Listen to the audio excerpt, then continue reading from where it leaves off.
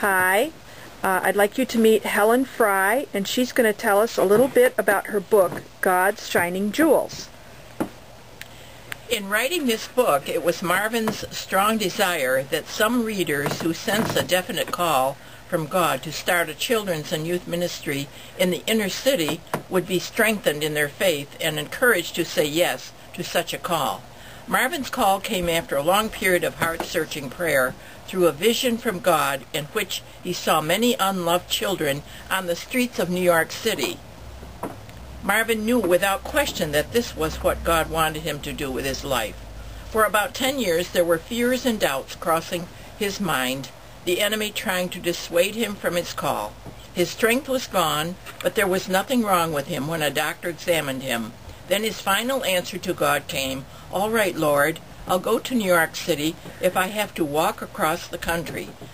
Some months prior to his arrival in New York City, God blessed him with meetings across the country from Portland, Oregon to New York City, to the point that he had to cancel a couple of meetings around Buffalo, New York. Our involvement in the lives of thousands of children and youth on the Lower East Side of Manhattan for 45 years has been a humbling yet rewarding experience, and one we would not exchange for anything in the world. To God be all the glory for his great grace and love. From his youth, Marvin started out as a prolific writer, keeping journals of his experiences as a young man growing up in a large family in Portland, Oregon. At age 17, he began writing some of the most popular choruses known to Christendom.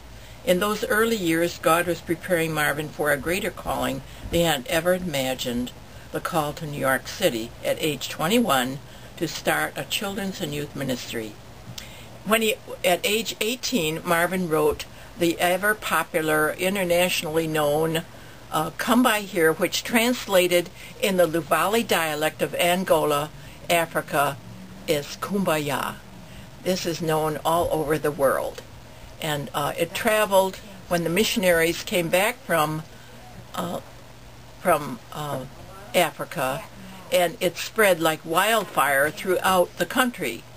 Now, we have to remember that back there, there wasn't the public television, there wasn't all the access technology that we have today. And so it had to spread by word of mouth and meetings, people telling, one group telling another group, people moving in and out of circles or churches and so forth, spreading the word. But it traveled very rapidly.